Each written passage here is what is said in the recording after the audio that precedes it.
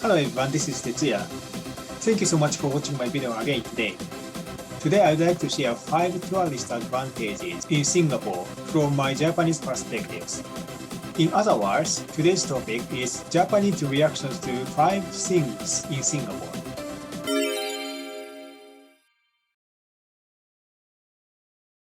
So let me get started.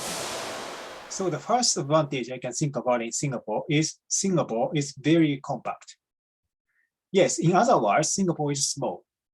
But because Singapore is small, everything is concentrated on one place, and everything is near from each other. But compared to each size of society, within such a small area, there are so many different cultures and entertainment.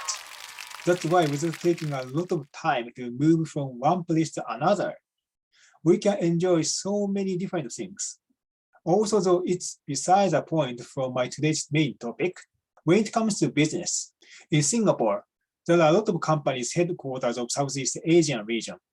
It is also said that if you want to meet important figures efficiently, Singapore is a very good place. But of course, as long as you have a connection with those people. On the other hand, in case of Japan, Japan is certainly relatively a small country, but even in Japan, if you want to meet someone in both Tokyo and Osaka, you need to take so many hours to move to meet both people in 2 places. But in Singapore, it is hassle-free and convenient generally. The second advantage tourists can get in Singapore is low-price SIM card.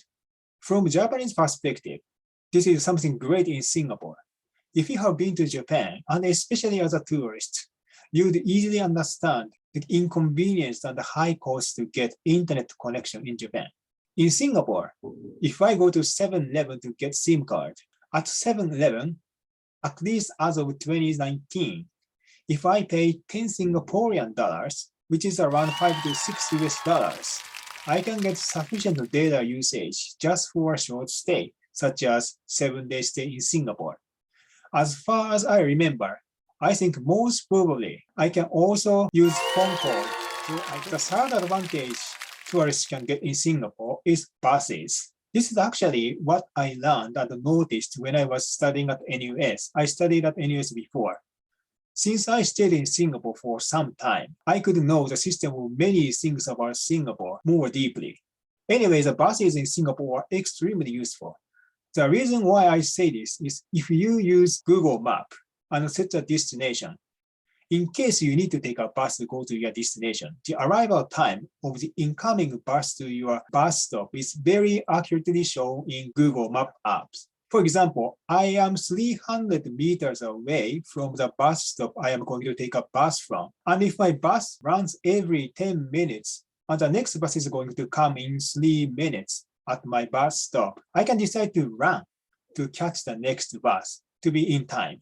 Before I got used to the buses in Singapore, I took only MRT. Since I am from a train society, Japan, I can easily use MRT.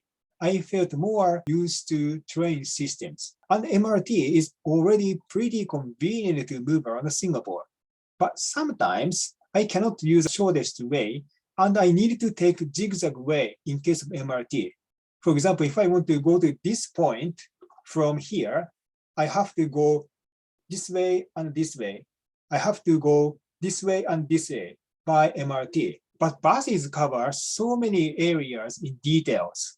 So I can take most of the time efficient way to my destination. For example, in case of bus, my destination is here and I am here, maybe this way, or maybe even almost a straight way to go to my destination. After I had known the convenience of buses in Singapore, I actually began to take buses much more frequently than MRT. Also, the reason why I can use Google Maps for buses is, of course, thanks to the convenient and affordable SIM card in Singapore. How do you think about this virtual circle? The fourth advantage tourists can get in Singapore is, in addition to the virtual circle I mentioned earlier, when it comes to public transportations, there is another very big advantage I can add to the virtual circle in Singapore. Though the living cost in Singapore is relatively high in the world standard, the fares of public transportations are so reasonable in Singapore. This helps the whole people within Singapore to move around at really low cost within Singapore. This is brilliant. The fifth advantage tourists can get in Singapore is safety. Of course, I do not mean there is no crime or no bad incident in Singapore. We should always be careful, but still, generally speaking, Singapore is pretty safe and it is possible to walk after midnight safely generally.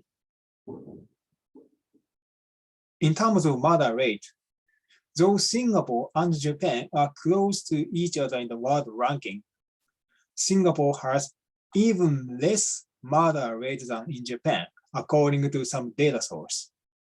A lot of people from all over the world say Japan is very safe. So if Japan is very safe, what about Singapore?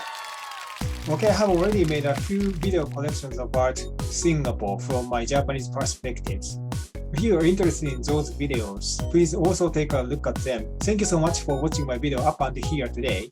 See you in the next video. Bye bye.